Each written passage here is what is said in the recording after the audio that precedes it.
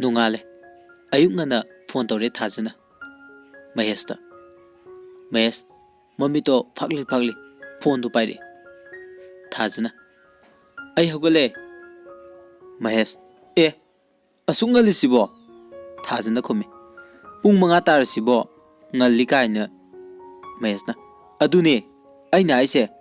As inka kansida. Nganna hogutana. Hiyang.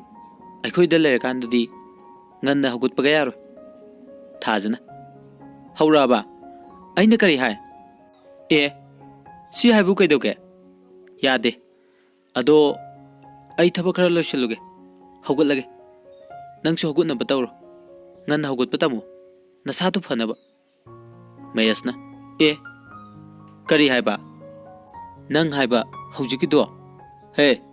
Tato na kauro. Thajana. Hoi. Hiyang degi kauge. Mahesh na khumi. Yaroi. Hojik.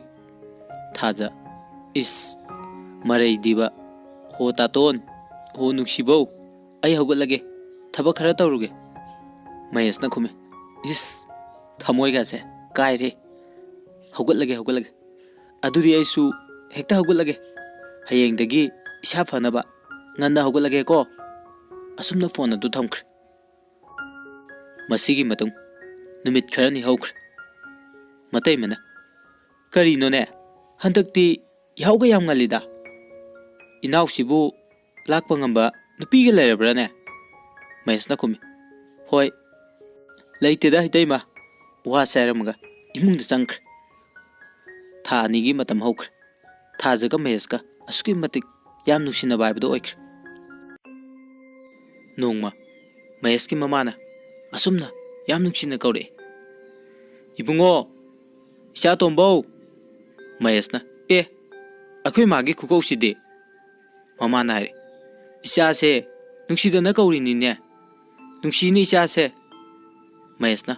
Ima kari haige. Mamana. Ima wam thaige na lain. Ya tabage aroi ko. Ima hoi natai me hoi na silise. Nangi phanna bani. Mahesh na. Ima taning de. Madugi wadugi oire. Ngasai digi ima na aingonda nuksina kaure haisidi. Yare. Adugi wadu aingonda palakanu. Aige pamada yetkene khanbirakanu. Maduda afaba kya oiro. Noi aingonda wado haibe helingai. Aina tayona bathabak kaya amsu tawrakani. Mamana. Hey. Aigi chintaktaga khumdaga saradana. Luhongbogi numit lemna bahaiduna hayengse chatkadoini. Lamtagi nongmo panbada hongna bahaiduna hanadagi hongnasu hainakre. Yadaba yaro. Mahesh na. Fare. Adudi nakoina ngambra aina ngambra habitu yengnarase. Nakoi ningbado aina sukdung hek thungalo. Ngasimak nakoina pamdaba lawai nupi ni haidana usitaba nupi do. Ngasi ayum si pusilakani. Wa sairga gari thaudoke tawri.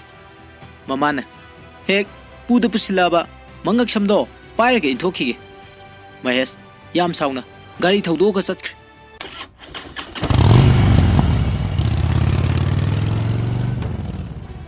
Mamadi saudana machabu yengduna lehore. Mahesh sum lakpana Thaja khoigi khul yore. Mahesh Thaja ta phone tawre. Phone do ring chale. Adubu phone do pairaktra. Amuksu tawsel. Handakti phone adu paire. Mahesh ta yam sauna. Nang kai de chaluge ha? Thajana. Taton. Ai kon phengubane. Thajana. Adum na harakoduda. Mahesh khardi saubu phare. Mahesh khangi. Thaja da mana chela se harurdi yaroi haba. Mahesh na. Thaja. Aikoi ni amta una saujik. Thajana. As taton. Yaroye. Ngarang di aise noigi yumda mau ere kaina su tawrame. Aduga imasu leitabani nungairoi. Mahesh. Aina lam lapna laga thoklaroi sinine. Thajana khume. Nang aingonda hana hangudi kedoge. Kedau laino. Mahesh na. Khangde ai ngairabani. Noi thongal maparomda leirabani. Wa serga phone ado thamkre. Thaja thokte yaroi khanduna thongalumda thokle. Thajana. Kaino khara lamna lermu yadro. Lao gari thoro. aswaida khara lapna unaruse natradi swaidadi pharak tani haiduna thajasu mabung thokladi haiduna pakhana gaida phat tongkhra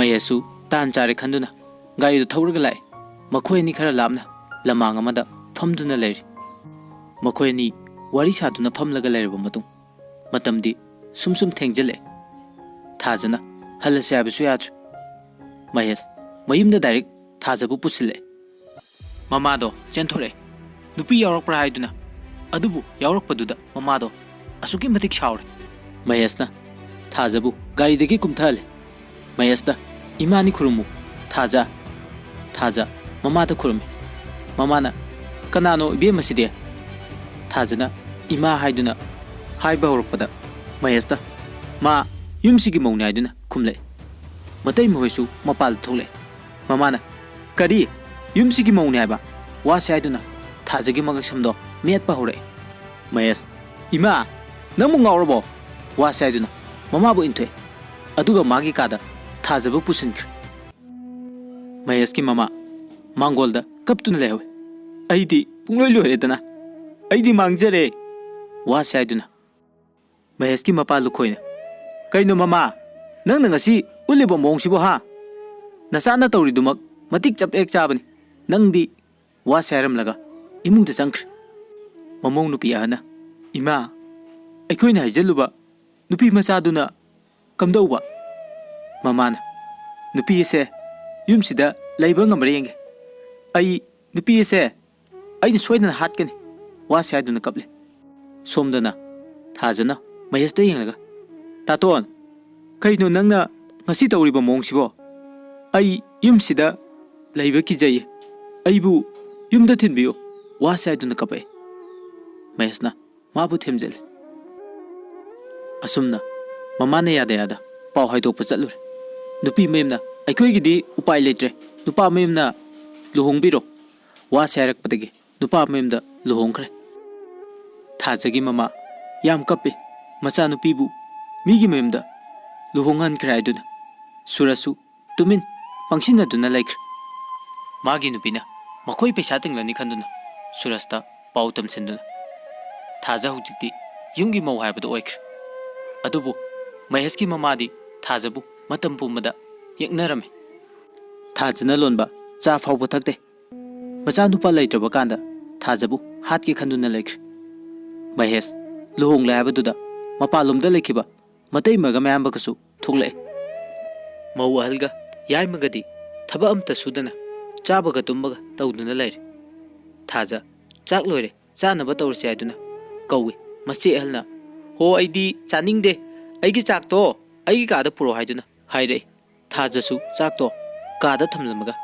machi yai mamu kawbalai masu chaningde kona chage hairaga thong do thingjinki thaja magi kada changlaga kape mahesna thabak halakpa mapa chanaduna thajana kapibado masu ure mahesna kaidorge nangbo thaja khume kaisu tawdi taton ai taibang pansida hingning bai bado poktre ngasidi mahesna nang kaidorge hairo thaja kaisu tawdi hairaga kaplaga dum laikre mahes sauna akhoi mungi misingje yam phate ai lan tawge ngasidi khangani wa serga chatki ke taw thajana khami adumna tawno induna mayasna nang matam khardi khango nongma natraga nongmadi gyan tarakini makhosu wa saiduna thajabu themjal thajadi nongmata kaptaba numit yawde manimna natraga machi singna adum ngangbi chebi mawal na hairi ibema wasak phajabi chinglembi nakhoi yungi misingdubu ngakpunga ine mayum palanne di khangaga kaya dano base sana ba pukham tengot ama phawwa hek hapak taba ngambasibu wa saiduna ngangbi thaja wadi ngangjada tumina dum kape asumna numit kharni sokr thajadi numit khudingi kaptaba sum yawdr manimna madi mase singaduna mabu tathi toina tobiba mayamsida nongma thajagi mama thaja khoida lai Thajabu kaure. Thaja tarduna mapalda thole. Thajana ima imung da changu silao. Tungdagi he kanano nang ne imung da pusin doi da ha. Kadai dagi changni pini bi ngaw bin asibo. Thajana khume ima aikoi gi ima ne. Mama na hari yam phare pubikro na cha nupi je wa yam chille wa se aram laga. Thajagi mama bu thengjin du na chatki. Thajagi mama tuselle. Thajana ima kayam soke ai du ne yengi. Mama na sokte da yum sida isadi yam nungai na leiri chatni ni ai du na kapi. Nang su lehoro ima su chatlage. Handaki lakliba ningol chakau base icha bu chakau ke khanbadagi ima na haiba laklibani. Nang nganna lau ko ima amuk chatlage ai du na macha da yengduna kaplaga chatki. Thaja thamo yamna kai kamaina su kai tawribu matawduda. Thaja ka maeska sel yam thokte aidna wajar sunu matagum tongan pijarame mamo ohalga mamo yaimaga su tongan charga aiduna tongan chanak mamo wanina tongan chanakhrabanina mama su thaba inkhang honabada yam warame numit khudingi isau lange. Mayaski mapana hey taning de ko isau langanu nangna tawuna nangna phangmani aiduna ngangle. Mamo singdusu hanna yenglaktre. Thaja fi suduna lay mamo anidu asum nainare. Thaja tanaba haiduna mauhalna inaw hantak chakau basidi nangidi kari hapni haige.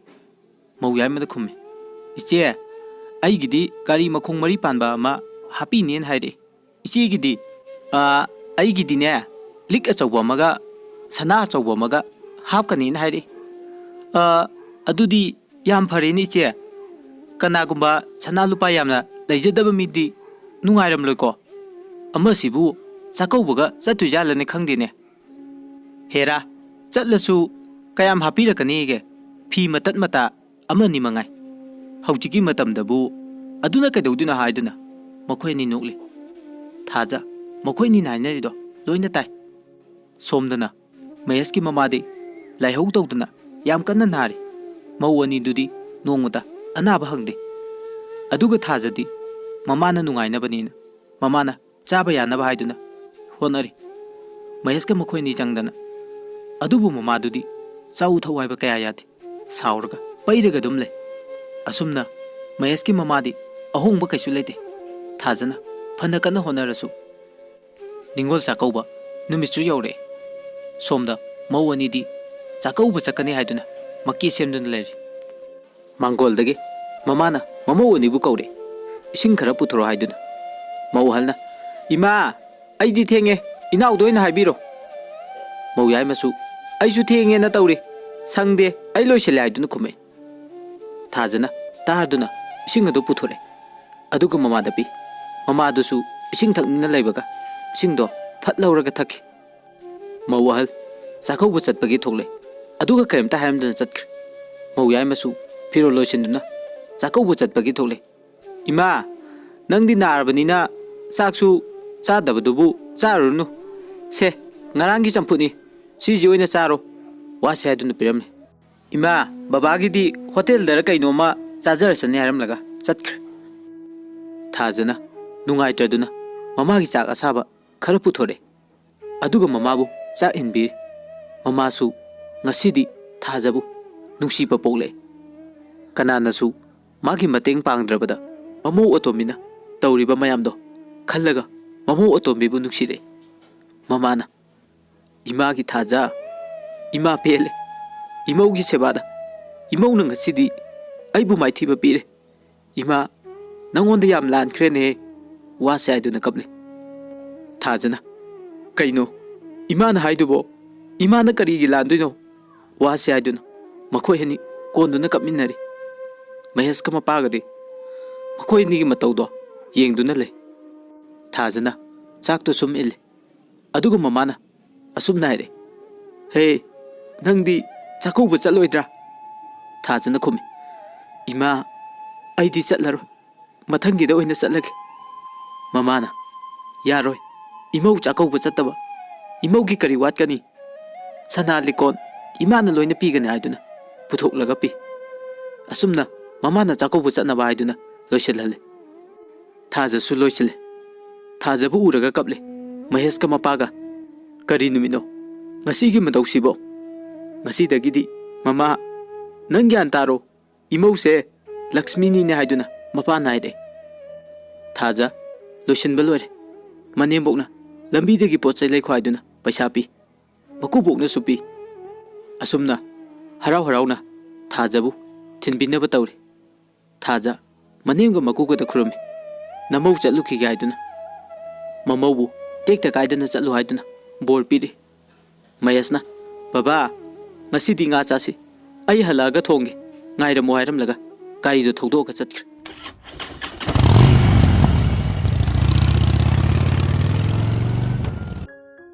thaja su mayum yore mama na masabu ngaiduna leirame thaja su harau harau changle mahesu thaja gi mama bu khurumi thaja gi mama na ibungo horen ngana lau ko mahes na khumi hoi ima thaja ga mama ga mayum lomda change mahesu chatkhre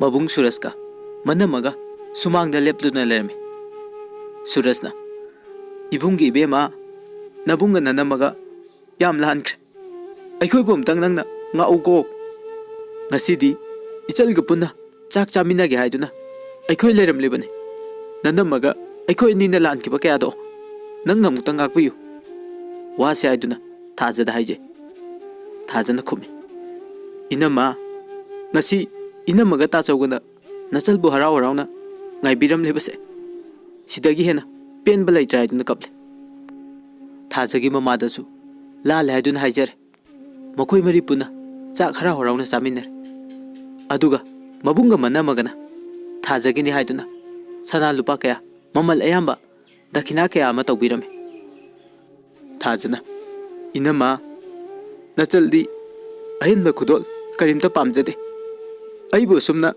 harau nungaina chahi amagi manungda amuktang lakpa hiyangei ki nini panba ningon chakaubu khudingi nachalbu chakaubu aigi damak ahin ba khudol amta pamjade ngasi gi mayek sengkraba ningol chakauboda nachalgi arang arak karimta pamjade miyoi bagi minungsina mangkrabada mamal yamlaba khudol kharasina kaidawni inamana nungsina aigi damak happy riba phipane kharasina atum yajar nachalgidi mabungna hai angawi mabungna machal ki namak damba khudolbu mapal nai brane he se ibungna nangki damak tamliba khudol sing se harau harau puduna chatko mayasna thajabu lawbulai makhoi nisu harau nuai ba magalonna mayumda nungai na hankh